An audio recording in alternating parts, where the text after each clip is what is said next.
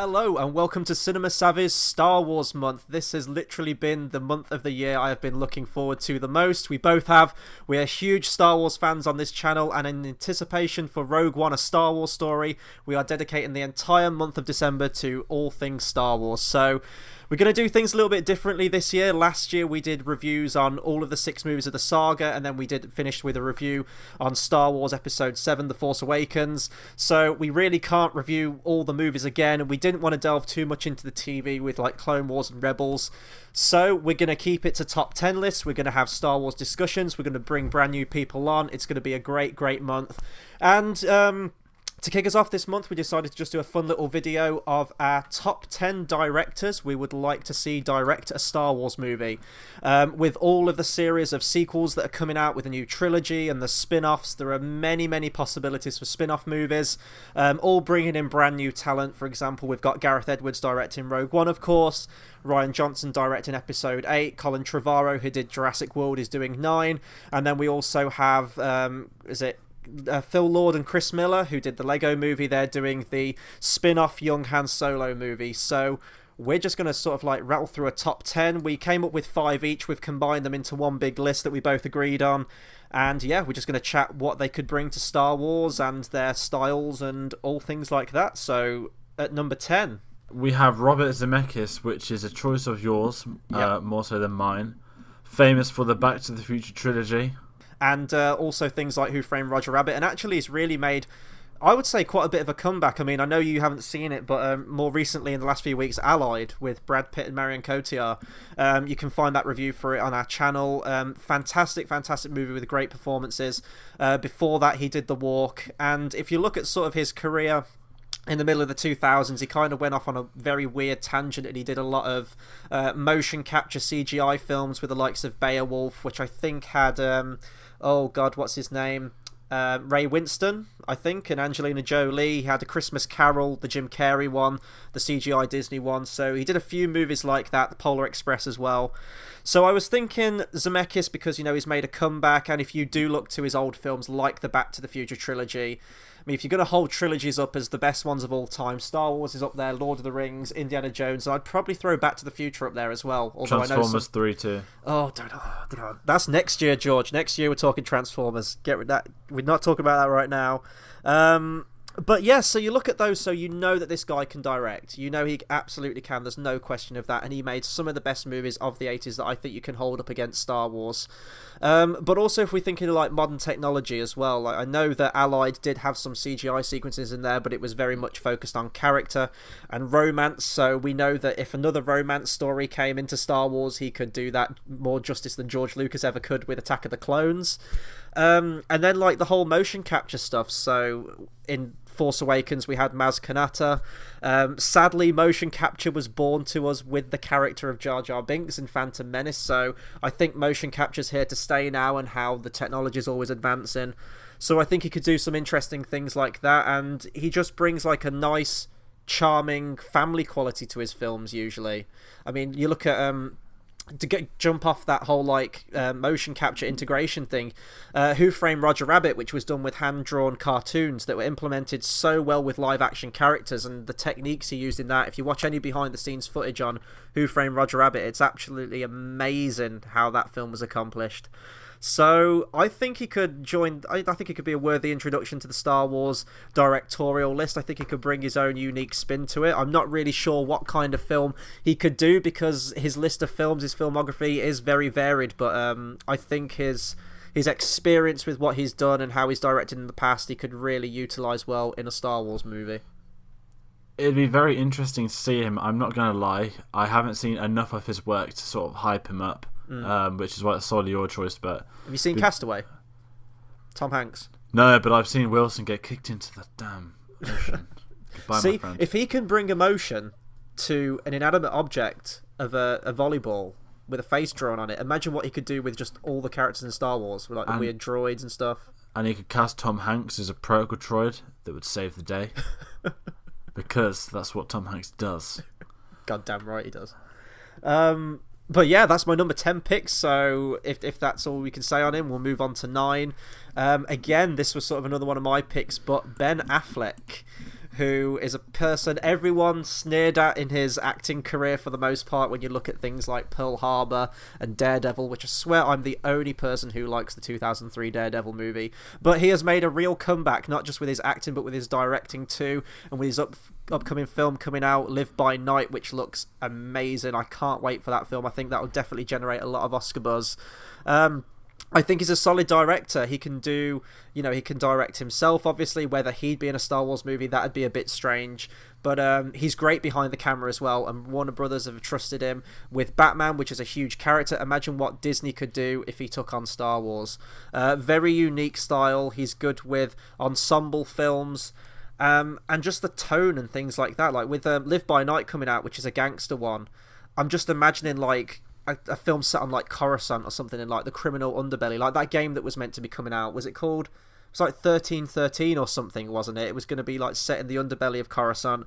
In a few episodes of the Clone Wars, we go there as well, and it's such a fascinating environment, and it's a side of a planet like we haven't seen before. And I'm just imagining like this great gangster movie directed by Ben Affleck right now, or even like a Hutt movie. Actually, I think Scorsese should direct that, but he's not on the list.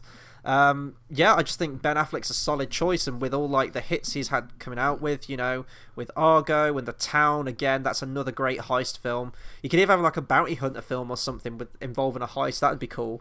Again, a varied director, really, really promising career already from the films he's done and what are ahead of him. And I think he could join the Star Wars universe pretty well. Yeah, I would be very intrigued by Ben Affleck, because if you look at The Town, not only was it an ensemble piece, there's a romance element to it, which I didn't like. However, the way he directed the high scenes, he knows how to build tension. Anyone that's seen Argo knows that he can do tension when they're driving through the street during the protest. It's one of those films, the way he has his editing crews working around scenes as well. He's incredible, and I cannot wait for his new film. It looks absolutely fantastic. Can't wait to see what he does with Batman. He's going to be a game changer, and I would be very intrigued to see what he would do with the Star Wars film. And if he would be in it, who would he play? I don't know. Could he play a bounty hunter? We could do a Dengar film. But I love Dengar. Dengar was always one of my favourite bounty hunters. I'd be so down for that. But I would love to see what he'd do. He's someone that's going to have a massive directing career ahead of him. I mean, he's already had one Best Film winner, so God knows what's going to come next. So we move on to your pick this time, which was a number 8. Joseph Kosinski. For those of you who aren't aware of him, he directed Tron Legacy and Oblivion. The main reason I've done this, not in a sort of tasteless way, but if you look at his films, there's Tron Legacy certainly is very much spectacle over style. No, that's the wrong phrase. Style over substance. I know what you meant. Yeah, and to some degree it works. I mean, obviously, in theory, The Force Awakens is A New Hope rebooted, just done nicer. If you look at Tron Legacy, he took a pre-existing world and he made it look absolutely incredible. To this day, it's, I think, probably the best IMAX film I've seen. I was just taken in by the whole world, what he managed to do with it. He has a degree in architecture, which is why he put so much time into designing environments. Imagine someone with a degree in architecture working on a Star Wars film. Oh my days, it would be absolutely incredible. And then you get to Oblivion. And I know you're not the biggest fan of Oblivion, but there's a lot more story to this than there is style, and there's a lot of style on this film. Yeah. But he integrated the story into it. I think it was based off a comic book that he wrote that never got published. So he certainly knows how to tell story, which again adds into his favour and making something more original. And I think he'd be able to offer a great amount. I mean, he's done 2 sci-fi films outright. He's done a lot of TV adverts before. I think he did the live-action Gears of War trailers. So he certainly knows the genre well, and I think he's already on Disney's, obviously, books with Tron Legacy. Meant to direct Tron 3, however Disney pulled the plug because of Tomorrowland, which makes absolutely no sense considering they currently occupy 4 out of the top 10 grossing films of the year. But he's someone that has a big future in front of him. He's currently directing a new film, but he is someone that I would have thought would have been on Disney's radar. Not necessarily for Episode 7, but for certainly he was on their list for a Star Wars film in general. And I'd be very interested to see what happens with him in the future, because he's a perfect fit for them. And not necessarily because he's young and upcoming, they can keep him tame in his pocket, but if he was given the free roam to design some worlds or stuff like that, that'd be the best looking Star Wars stuff we see. And I was going to say, once you work for the mouse, they never let you go. They will keep tabs on you for the rest of your goddamn life. So, as I say, I haven't seen Tron or Tron Legacy, but I have seen clips from it. I know what the world of Tron looks like, and I'm going off on a bit of a tangent here, but I'll bring it back. But George Lucas apparently went on the set of Rogue One and spoke to Gareth Edwards and said that he was giving him pointers of what he would change, and he said to Gareth Edwards that he should use a lot more computers and do a lot more in computer, and Gareth Edwards just went, yeah, we didn't take his advice and we tried to shoot as much in camera as we possibly can. So I don't know if that would influence, Joseph Kosinski's directorial style, although his environments look fantastic, and I know that Jeff Bridges' young face that they did with CGI is often criticised quite a lot right now, but you got to remember, I want to say this was fairly new technology when it came out. I know that in 2009 with Terminator Salvation they did something similar with Arnold Schwarzenegger's likeness, where they made him look like the 1984 Schwarzenegger face and they put it on a bodybuilder's body. And again, at the time I was blown away when I saw that stuff, and I even remember seeing clips of Tron Legacy and thinking, this looks fine. Now 6 years later down the line, we can tell it's fake, and I think that Disney have really improved that. When we look at Ant-Man with Michael Douglas, I mean, that was jaw-dropping. That was literally like they filmed that about 30 years ago. And they also did some stuff with Robert Downey Jr. as well at the start of Civil War. So it'd be interesting, especially with rumours that Tarkin might be in Rogue One, a Star Wars story. I guess we'll find out in a couple of weeks' time, and they're using CGI on that, so that could work. And also on some environments as well, because Star Wars isn't going to stop using visual effects. It absolutely is. It's using all kinds of visual effects, but it's just about that blend. So if you could bring that in, I'd be down for that. And moving to Oblivion, I didn't hate the movie at all. I think it was just hyped up by everyone I've ever spoke to, and then I kind of watched it and I was like, yeah, it was an okay summer blockbuster movie with Tom Cruise in it. But I love the sci-fi elements in that, and I actually think out of the two, Oblivion is a lot closer to what a Star Wars movie could be by him, especially when, I guess I'm going to go into like spoilers now with Oblivion, but where you get the whole Resistance fighters, very much like the Rebels in Star Wars. Their initial clothes, they look like scavengers, maybe like the Tusken Raiders or the Jawas.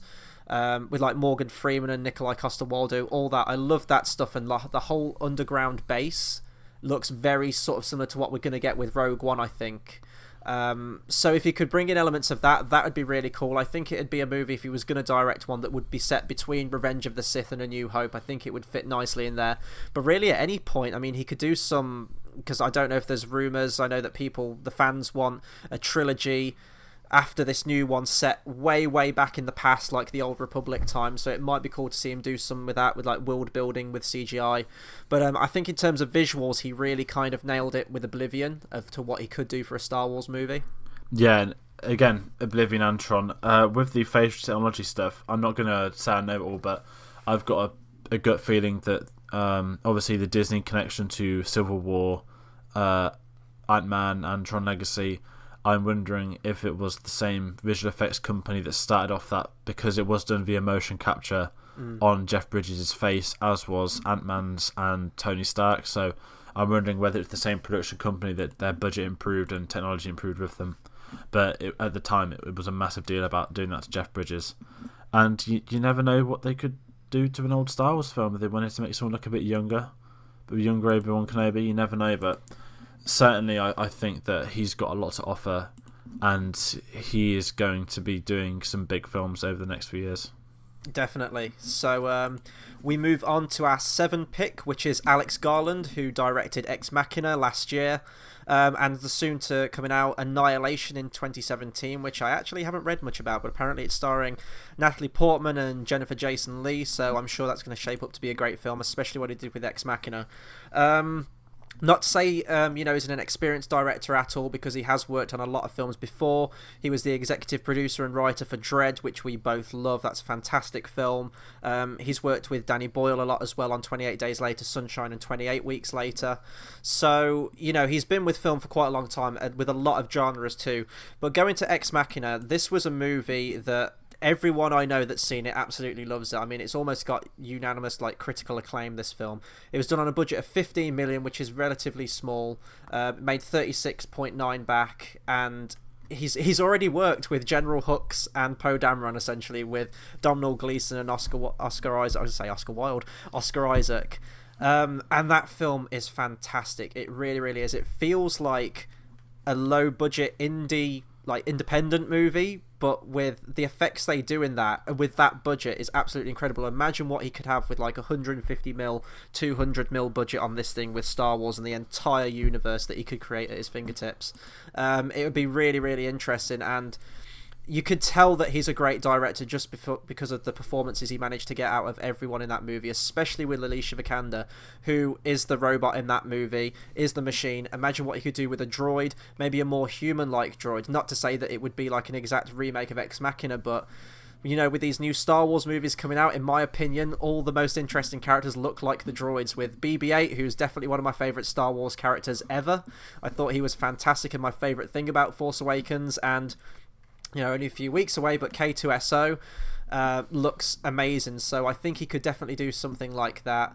And just the tone as well, like Ex Machina can get very creepy and cerebral at times. It'd be interesting to see him bring something like that to Star Wars. Again, I'm kind of only basing it off that one film that he's done. As I said, he has worked on other films before. I thought the script for Dredd was fantastic.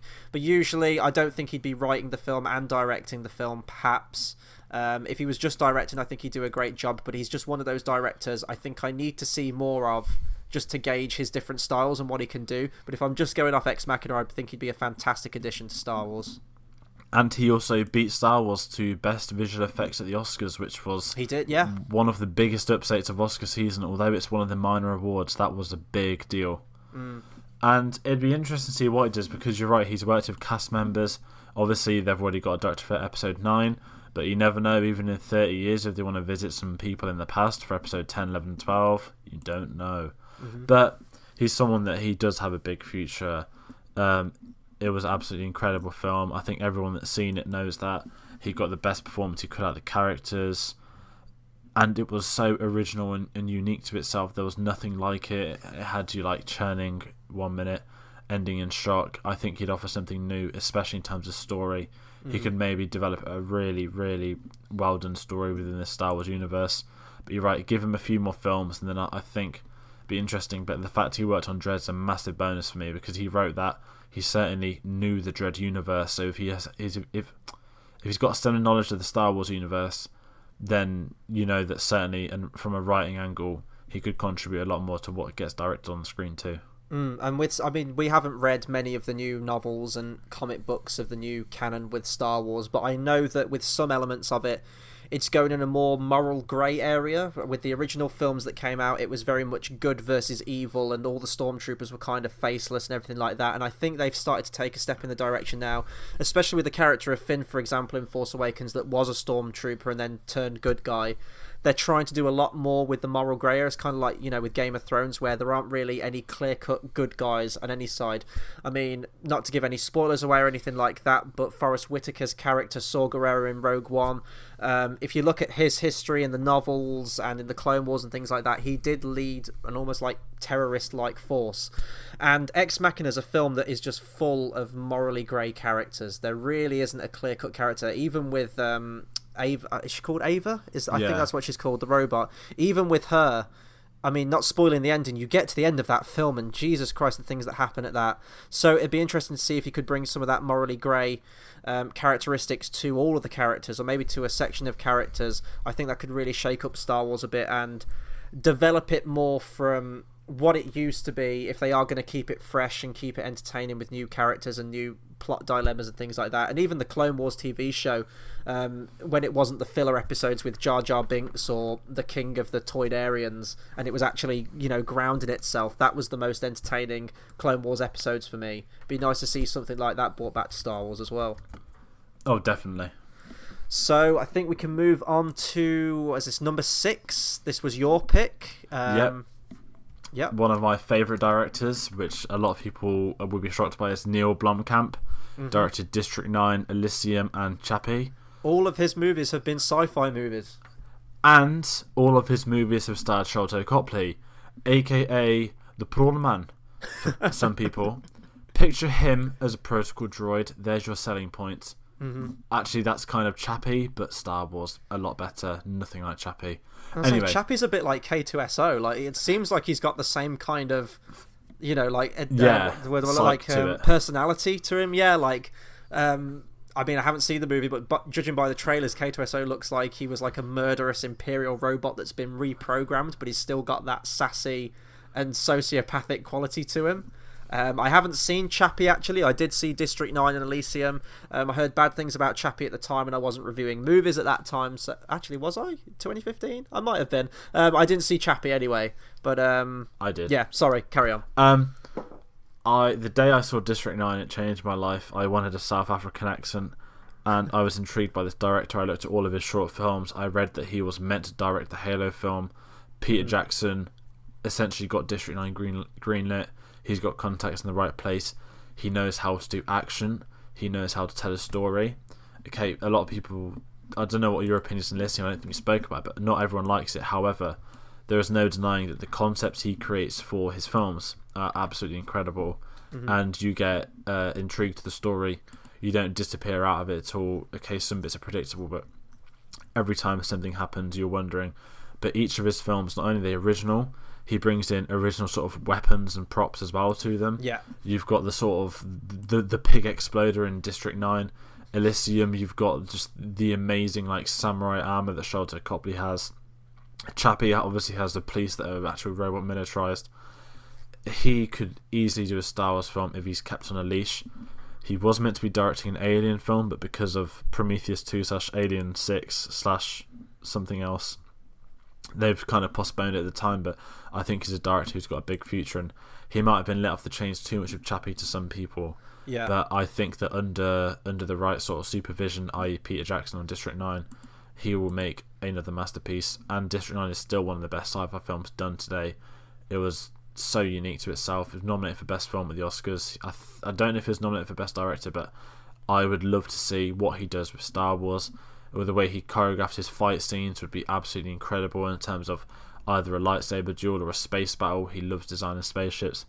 He is the perfect fit. The only difference is that all of his films have been rated R, so he would need to tone that down to a 12/8, which I don't think would be too much of an issue, but he would certainly have an incredible and lasting impact on the Star Wars universe if he got his hands on it.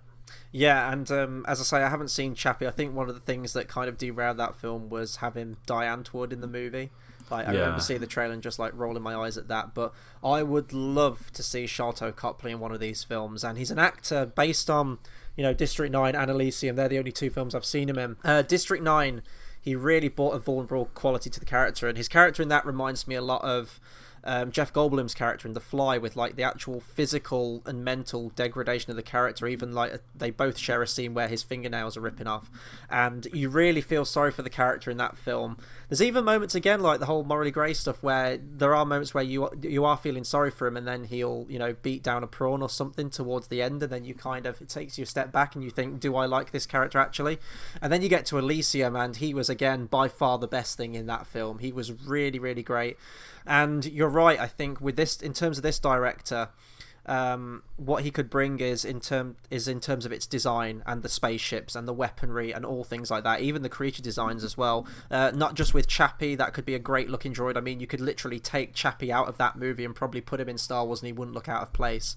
And from what I can remember of Elysium, because it did come out 3 years ago and I've seen a lot more films since then, I only watched it the once, I remember liking the world. Wasn't it some kind of like spaceport in the sky they were trying to get to, like a kind of citadel, like this really picturesque, clean, beautiful, idyllic city? Sorry. I was just going to say, with Elysium, for those that don't know the concept, Earth is basically ruined. It's like one big slum. It's nasty. And the rich of the rich are all living just outside of Earth on Elysium. It's like space heaven. It's got a cure to all kind of diseases. It's almost utopia in the sky. You only get there if you've got the right amount of money, this, that, the other. They are brutal. They will kill people that try and get there, and they ultimately need to get there for the story. But just a simple concept like that he does so well, and he can make a story out of it. And it's these original concepts that he could take into the Star Wars universe. And I mean, I didn't hate Elysium. I just thought it was a very sort of meh movie. It was very, very average, especially following on from District 9. But you're right with District 9, and I don't know if Blomkamp has some, you know, input into what the weapons look like and all the conceptual design. I don't know if someone just, like George Lucas, someone brings him concept art and he just kind of points to it like, that one, don't like that one, and change that and everything like that. But I know that Weta Digital helped him with District 9. Again, that's going back to Peter Jackson and his involvement with Weta Digital with The Lord of the Rings, King Kong, and I think pretty much most of his modern movies use Weta Digital. They really do look great, and I would love to see what he could do with a Star Wars movie. However, I think at this moment, the real tell is going to be to see what he does with an already established franchise movie with the next Alien film. Sorry, not the next Alien film, that's being done by Ridley Scott. Whatever one this one's going to be after it. I think they've kind of screwed him on this one, to be honest, because I know he got to the Alien film first and Ridley Scott was going to do Prometheus 2. Then Ridley Scott's kind of worked that into a new Alien movie. It's almost like they're trying to push Blomkamp out of this one, which is a shame because I'd like to see what he could do, especially, as I said, with all the designs. But yeah, I think, I mean, if that film's great, it would be cool to see him come over into the Star Wars universe. I'm sure it could tone down the violence and things like that. And you know what Disney's like, they always put, you know, leashes on people and directors. We see that with Marvel films. But yeah, I would love to see Blomkamp take on a Star Wars film. Definitely. So we move on to our next one, number 5 pick, and this was one that actually clashed on both of our lists, so that's when I came up with Zemeckis to add into the list. We're both in agreement on this, and I think it'd be a great fit. Number 5 pick is Brad Bird, who has worked for Disney many, many times. His last film, tragically not so well, was Tomorrowland, which we did review. I think that was one of the first films we actually reviewed on this channel. If you go back to old school reviews where we had the news and all that good stuff. And I didn't think Tomorrowland was a bad film. I really didn't. I think it's a perfectly serviceable film. It just didn't have that impact, I think, that he was expecting or Disney were expecting. And I don't know if that was the movie that's almost put the nail in the coffin for live-action Disney films, sadly. I mean, that's got your Tron 3 stopped. I think that was in production and they sort of pulled the plug on that. The only live-action films they're doing now, it seems like, are the remakes of their pre-established animated classics. But you look at this guy's other films as well, and I mean, Incredibles, great ensemble cast film, really, really good. And then live action films too, Mission Impossible Ghost Protocol, that really did reinvigorate the Mission Impossible franchise. I know a lot of people liked 3. I think the only thing with that movie that people remember is Philip Seymour Hoffman. Ghost Protocol was really where it hit the ground running for me again. And Iron Giant as well. I think actually out of all these films, Iron Giant is probably the best one you can go to because it almost does have that Spielberg quality to it. It's almost like an E.T. movie where, you know, he discovers an extraterrestrial, you know, this kid, they build this friendship and they're beset upon by the government. And, you know, I think there's a lot of comparisons to the E.T. with that. And I know that Spielberg was heavily involved with Star Wars, especially around Return of the Jedi times, and I think he even directed the sequence from Revenge of the Sith. I think it was the Yoda versus Palpatine fight. Definitely met up with George Lucas a lot on set as well. So I would love to see Brad Bird join it, and I think that he would fit perfectly. I don't think you'd have to change anything in his style, even with Tomorrowland. Like, I don't know if that was a fault of him or the script or the story itself that he was presented with, but I don't think it was a poorly directed film. And even if you look at Tomorrowland, that shot where, I'm trying to remember it now because, as I said, it's been a while, but they're on a jetpack flying through the city. I could literally see that city in Star Wars. It's almost like Cloud City or Coruscant, and that was the best bit of that film for me, was that world building that where we got to see Tomorrowland. So anything like that with Brad Bird, I think he'd definitely fit Star Wars. Yeah, and it'd be an interesting one because he's got such an animation background, and when you look at his live action films, the way that his animation background kind of transfers into it actually helps a lot, especially for the more lighthearted comedic moments. So Mission Impossible, you've got the Simon Pegg aspect. There's that brilliant curtain scene where you can't see the reflection, and they just brilliantly have it the wrong way around for a split second, and he can do these tiny doses of comedy that each Star Wars film does have, intentional or not. He's a perfect fit to it. Tomorrowland's an intriguing one because it was such a good concept, but it just didn't pay off. I think that was more the marketing campaign was rather abysmal for it, because it should and could have been great, but unfortunately we were let down. I think you got 10 minutes of Tomorrowland for like a 2-hour film. There was an incredible scene though, referencing Star Wars a lot, playing Disney rights. Little Easter eggs here, there. Iron Giant, he knows how to do story.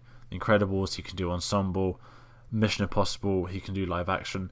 Merge them all together, and I think he could do very well on Star Wars. And like we said earlier, he's in with Disney. Unfortunately, it did result in Tron 3 being pulled. They had filming dates for it. but I think he would be a very intriguing fit to the Disney world. And he's someone that I wonder if Tomorrowland had been better, would he have been a last-minute addition to Episode 9? We don't know. That went to Colin Trevorrow, but I would not be surprised if they announce it in the next few years and he directs one. Although I think he is directing Incredibles 2. Yeah, he is. Yeah, that's his next one. But going back to Mission Impossible Ghost Protocol, that to me was where the film really took on that ensemble cast aspect to it, where, you know, all of the comedy hit, all of the quips hit, the whole relationship between all of the characters in it, with Tom Cruise, with Simon Pegg, and I forgot who's the woman in it, but I thought she was great in it as well. They all worked, and that's kind of carried over into Rogue Nation as well, even though he didn't direct that movie. That was very much established from what he did with the film in Ghost Protocol, and I don't think Simon Pegg's going to be in another Star Wars movie. He may be. I think he was only in Force Awakens because of that connection he had with J.J. Abrams, but you never know. He's already directed him in Mission Impossible. We might get an Unkar Plutt prequel story. I know there's a deleted scene with him, which probably kind of spells the end for his character. You can just pretend that happened anyway in the movie. But yeah, no, I think in terms of tone, how he could bring that childlike, whimsical quality to it, a story with a lot of heart. You see that in Incredibles. You see loads of that in Iron Giant. I'm looking forward to seeing what he's going to do with Incredibles 2. So hopefully in the future he does get the gig for a Star Wars film, because I think he really deserves it, and I think he's a very underappreciated director as well. We move on to number 4, which was my pick. Number 4 pick for me is George Miller. And yes, I am almost kind of basing this off one film. That little film is called Mad Max Fury Road. What else can I say? Watch that movie. You could close your eyes and pretend that it's happening on Tatooine. Could you imagine like a pod race chase film? Or even just like what he did with like the practical effects in that. And I think that this film really was sort of like a reinvigoration for what you can do with in-camera effects. Just seeing the behind-the-scenes stuff in this film was incredible. The fact that I don't know how long he delayed filming, because even, you know, with the filming of Mad Max Fury Road, it was very, very troubled with the, you know, I think they were filming in Australia in the desert, I think, and then they had like flash floods which made everything green, so they had to up and move to Africa. He's a director that can work around the whole troubles of shooting on location and the unpredictable qualities of that. And that's what George Lucas had to face himself with the original Star Wars movie filming in Tunisia. And sadly, that's a quality that he lost with the prequels. He filmed a lot of stuff on green screen and the comfort of a chair with his coffee. And I think we need another director like that again, where, you know, he can be in these landscapes, these really barren landscapes, and just, you know, man from the earth and just, you know, push through it, make the film. And he absolutely did with that with Fury Road. We see the character designs in that, the car designs, everything. I think even he helped create some of the designs, didn't he? I think he postponed or worked months and months creating the actual cars because he wanted everything practical. In terms of his style and his approach to movies, apart from Happy Feet 1 and 2, I think it's already there for Star Wars. Now, he does have a very quirky style, so I think he'd have to rein that back in. I mean, we see that even with the Babe sequel, was it Babe Pig in the City? Even that gets really quirky and weird in the film. But I think in terms of designs, again, kind of like what we were saying with Blomkamp, he'd be absolutely there, filming on location. It could be like a great Tatooine movie. And I know there was rumours for ages, I can't remember what it was called, but George Lucas wanted to do a live-action Star Wars TV show set in Tatooine, I believe. I could even see something like that if they took that and reworked it into a film. I'd love to see that. It would be a very interesting one because he can do action so well, as we've seen before. Even going back to the earlier Mad Max films, he can definitely do action for us. Absolutely. The only issue I have is that Mad Max Fury Road was in production for 13 years, and I don't know if they've got that kind of time lying around. However, if you look at the performances he gets out of characters, just looking at Fury Road, there's obviously Tom Hardy, there is Charlize Theron, who would be an absolutely incredible addition to the Star Wars universe, going all the way back to Mel Gibson in the early films. So he's certainly got an eye for casting, he's got an eye for locations and sets rather than just sort of CGI aspects to it. And ideally, if someone was to write the film for him and he was to then develop off it, I think that'd be incredible. But he would certainly make one of the most memorable ones. Although it is kind of based off Fury Road, that's got such a big impact, and it is going to be that modern day classic, the film that everyone speaks about when they think of last year. And it would be interesting to see what he does do with it. Yeah, and I mean with Disney as well, and I don't want to spoil anything, but in the film Moana, there is a great Mad Max Fury Road reference in there, which I absolutely loved. So they're kind of already establishing those connections to it already. I just think George Miller would be fantastic for it. I mean, if you look at all, like Immortan Joe could be a Star Wars villain. Give that guy a lightsaber or a blaster, he's a Star Wars villain. The whole oh god, what was it called? Was it called the Citadel? Yeah. The place where they, with the water and everything like that, that could easily be an establishment or a town. Look at Barter Town in Beyond Thunderdome. Just all these places that he creates, all in camera as well, all wonderful, visually stunning. I think he'd be fantastic for it. Whether it would be a straight up action movie or whether it'd have a lot more focus towards action elements, I'm not sure, but I think he'd be great for it. So that's number 4 pick. On to number 3. We're on to the big ones now. This was your pick. I was tempted with the idea of putting him on the list, but I knew you'd pick him anyway. So, George, number 3 pick? It is obviously Christopher Nolan, and the big shock is that he's not a number 1. Oh my god, why? You have to find out why he isn't number 1. When they originally announced Star Wars films, the one name I shouted was Christopher Nolan. Mm-hmm. And you have to look at the actual production of Episode 7 to realise this. One of the reasons why people are shooting on film again is because of Christopher Nolan. One of the reasons people have slowly gone back to practical effects is because of Christopher Nolan's input with practical effects on The Dark Knight. Without Christopher Nolan, IMAX is not a blockbuster angle at all. Mm-hmm. IMAX wouldn't be... It probably would have broke through at some point, but wouldn't have broke through the way it did. And he said himself that he was inspired by Star Wars to go into film producing. Therefore, it's certainly something that Disney should be talking to him about. I would just love to see what he does with a film. And you can sit there and say, oh, he might make a really complex look at Interstellar, look at Memento. But then you've got to sit there and think, at the end of the day, he made comic book films accessible to the whole world and made an intelligent enough story for children to enjoy, adults to appreciate, and everyone to love. And I think if he was given Star Wars, he would make easily one of the greatest films of all time. That is not me saying that as a fanboy. That's me saying it as someone that he has absolutely incredible cinematography throughout. We won't get into a discussion about music because I know you don't want Zimmer anywhere near Star Wars. It would certainly be interesting to say the least, but you look at his cast, the sort of names he'd bring to it. Tom Hardy would get linked for sure. Michael Caine would get cameoed for sure. Even people like Cillian Murphy who are making it in his other films. He'd be brilliant in Star Wars. You could literally... He's such a varied actor, you could literally apply him to any role. And I just think that what Nolan would do with it, I mean, he likes filming Iceland. I think even Force Awakens shot Iceland. Yeah. What he could do, he goes out, he scouts these real locations, he sits there on set. For his new film Dunkirk, he bought a vintage World War II aeroplane from a museum that still worked. He strapped an IMAX camera to it and blew it up. That is the lengths he will go to get the footage he wants. I think he suits these films, and it would be absolutely phenomenal. The only intrigue would be, he doesn't like doing too much CGI, but it's Star Wars. I think he would be using models like he does in his other stuff. It would be a perfect throwback to the earlier films with him in charge. The only sad thing is that he wasn't there to do Episode 7. Yeah, and Christopher Nolan's one of those directors for me where if you'd have asked me pre-2012, this guy was my favourite director. He could do no wrong in my opinion.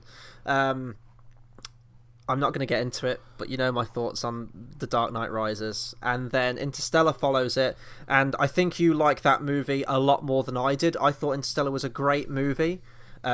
However, it didn't have that real impact on me like it seems to have on everyone else I talk to. It's still a great film, though. My one concern with Nolan is that he's very sort of dour and very, tonally mute. It's a lot of muted colours. Even the comedy in his films feels forced at times. Sometimes they can be good. If you look at Batman Begins, there's some great one-liners in there. There's a few in Inception as well.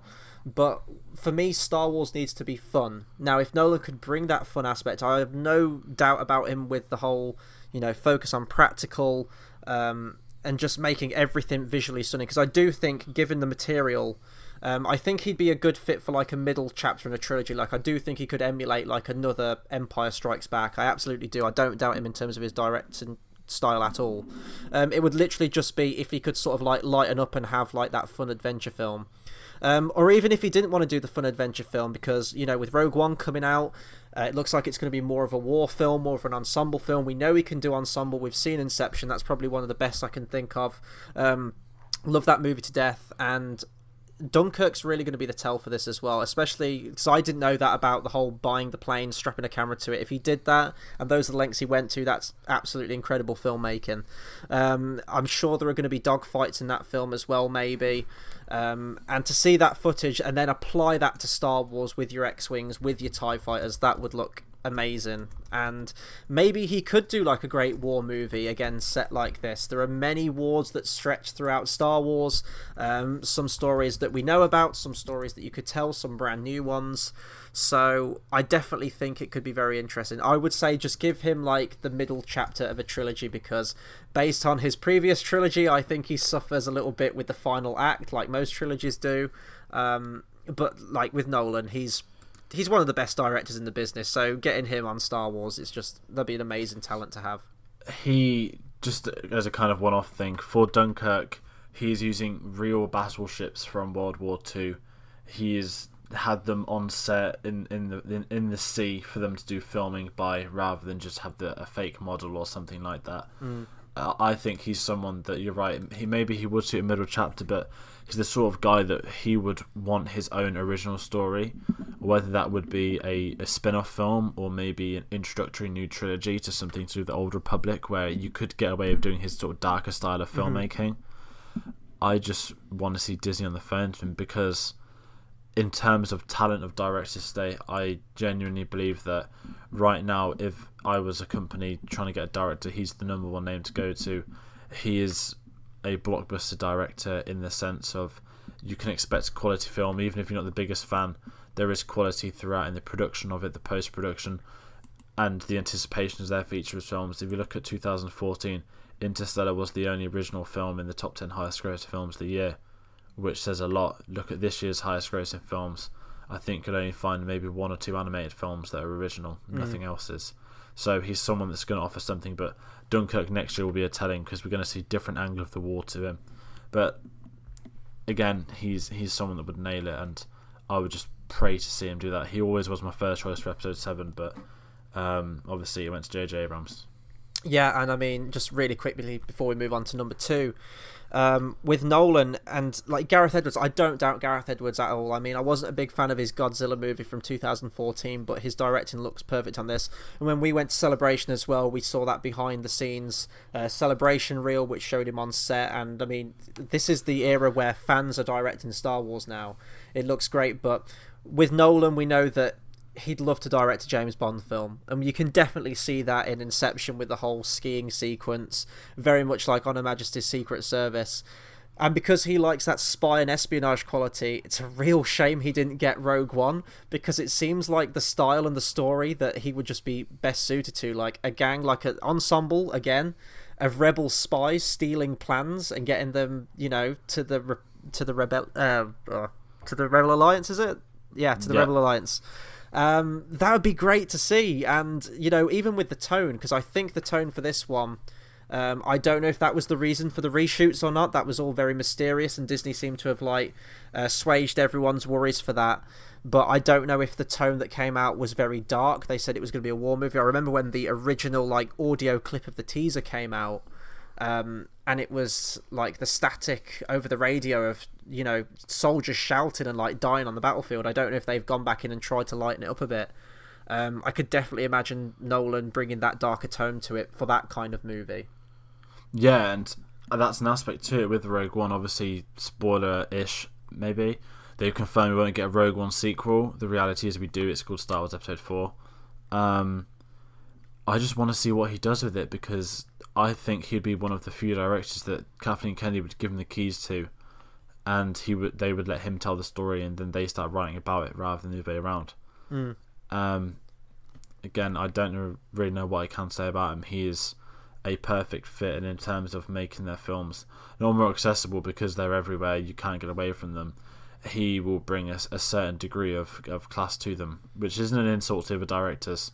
But it says something when you have an author directing a Star Wars film. And like with Star Wars, like regardless of my thoughts on Force Awakens, I thought that was very much almost like a remake. I think that Christopher Nolan would bring something new. He wouldn't want to retread. He'd want to do his own thing, and I think that's kind of what Star Wars needs a little bit now. And we might get that with Rogue One. I really hope we do. Moving on to number 2 pick. This was your number 1 pick on your 5 list, but we've narrowed it down to 2 when we combined the lists together. Matthew Vaughn. So go for it. I love Matthew Vaughn. The first time I saw Kick-Ass, I was absolutely stunned. I was kind of not shocked to what I was seeing, but I thought it'd be rubbish, and it was absolutely hilarious. It was a very well done film. I took a bit of an interest in Matthew Vaughn, did a bit more searching, saw some of his early stuff. Obviously, then his later films come out. I think the telling one to compare it to Star Wars, because Kick-Ass, Kingsman, there kind of spoofs, aren't they, of superhero inspired. Maybe, but if you look at what he does tell a very good story and use action set pieces. But then I'm looking at X-Men First Class mainly for this, which I think is one of the best comic book films.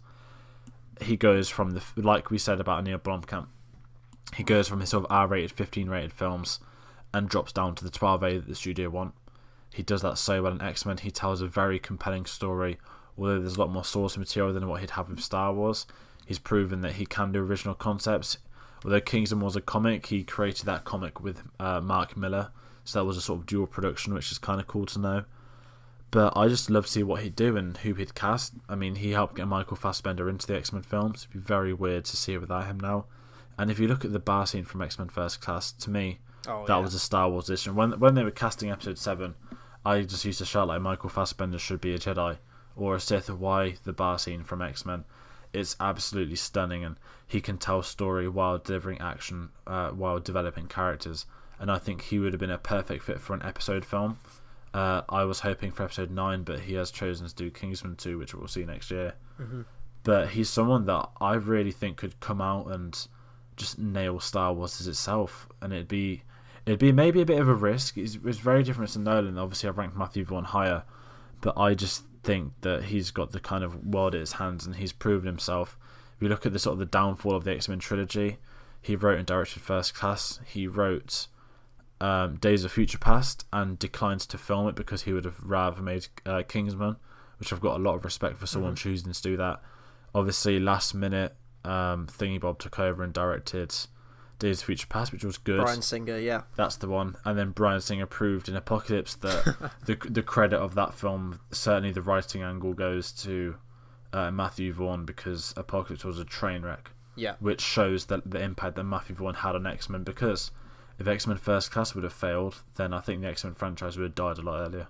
It definitely would. Now I'm looking at his filmography. The only film I haven't seen is Layer Cake from 2004 with Daniel Craig. I haven't seen that movie. I have seen all the rest. And he's one of those directors that just kind of keeps surprising me with all his movies. Like, I remember seeing trailers for Kick-Ass and thinking it looked terrible. It looked like Superbad with superheroes in. I'm not a fan of Superbad. Saw that movie and it blew me away. It was actually in my top 3 from 2010. I think it was behind Inception and Toy Story 3. Kick-Ass blew me away. I felt I laughed, I cried, I felt emotion. Like, I was laughing as I was crying. Like, how they merged that film together was fantastic. And again, with First Class, I saw trailers for that, thought it looked terrible. I was very much attached to all the older casts, and I thought at the time it was a straight up reboot. And I think originally that's what it probably was intended. I think they merged the script from X-Men Origins Magneto, which they were going to do. They were going to do a whole series of those films, but X-Men Origins Wolverine flopped, so they cancelled that, and I think they merged the two.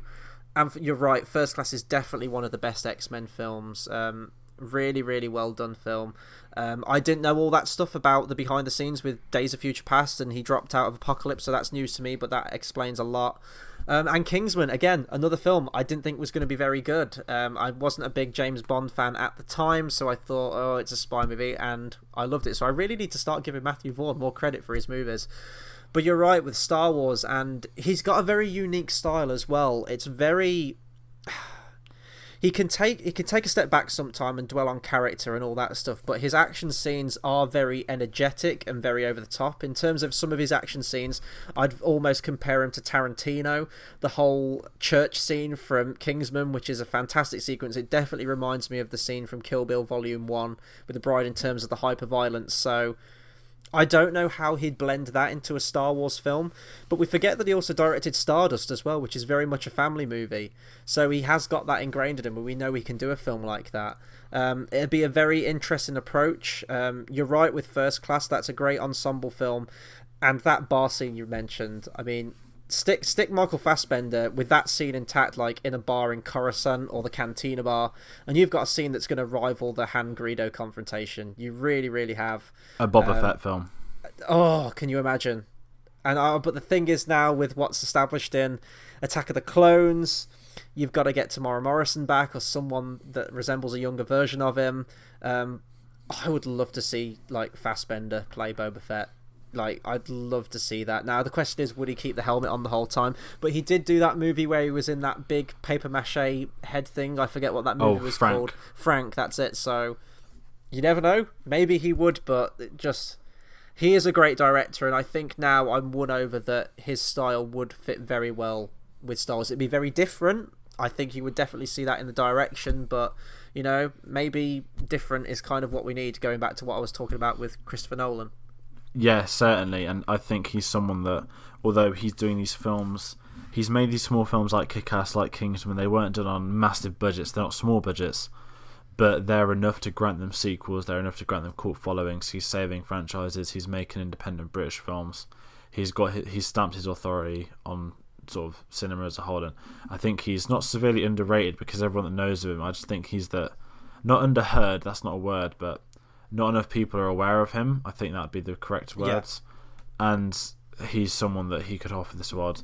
I could just picture him doing a lightsaber duel. The way he develops his characters, he's certainly someone that you could give a staple of an episode film to, or just something to work off, let him come up with his own ideas. What would he want to do in the Star Wars universe? And he would deliver. Mm-hmm. And that leads us straight onto our number one pick. This was number one on my list, and we both agreed to place it at number one. That director is, and I hope I'm pronouncing this right, Denis Villeneuve. Basically the director of Arrival from this year, and most famously Sicario from the previous year.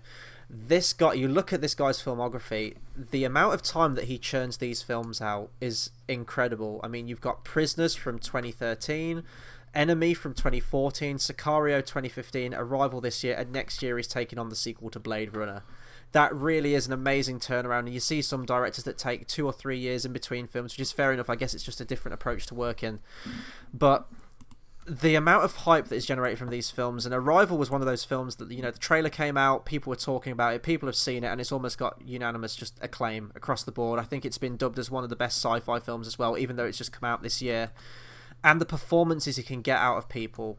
You go back to Sicario with Benicio del Toro, who will be in Star Wars Episode 8, and Emily Blunt as well. Now, Emily Blunt from Live, Die, Repeat, or Edge of Tomorrow, whatever you want to call that film, she's probably one of my favourite actresses working now, so if she could be in a Star Wars film directed by Villeneuve again, that would be incredible. Like, she is almost like that Linda Hamilton quality from Terminator 2. I definitely think she is one of the more modern, badass female action stars that they have at the moment, and I could just imagine her like as a bounty hunter or something, or, you know, like an Aura Singh movie perhaps, or a Saj Ventra, anything like that. I definitely think she could bring that quality to it because she is a great actress.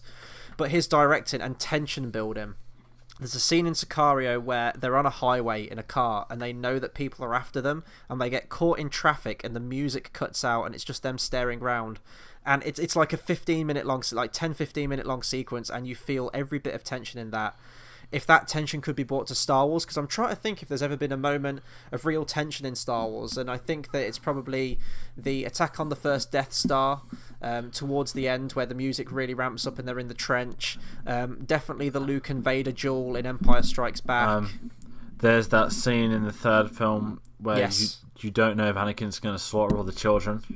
Yeah, absolutely. I would love to see Denis Villeneuve have Anakin kill more younglings as Vader. But yeah, I was just going to talk about Blade Runner as well. I mean, that's his next big film coming out next year, Blade Runner 2049. A film I'm actually looking forward to more than I probably should, because Blade Runner is absolutely phenomenal film. It's one of my favourites, one of my sci-fis. It'd definitely be in my top 5, probably even top 3. And I do think part of me is like a film that it should remain what it was from the 80s and shouldn't be touched. And if you've seen that movie and you know the ending, you know that a sequel will complicate matters in terms of its story. But nevertheless, from what I've seen of his previous movies, especially with Arrival and what he can do for sci-fi, I'm really looking forward to Blade Runner.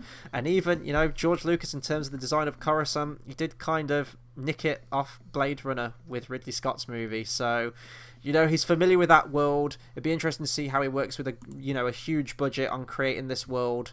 The actors, he's working with Harrison Ford in Blade Runner as well for another Star Wars connection. I think he'd be an absolute perfect fit.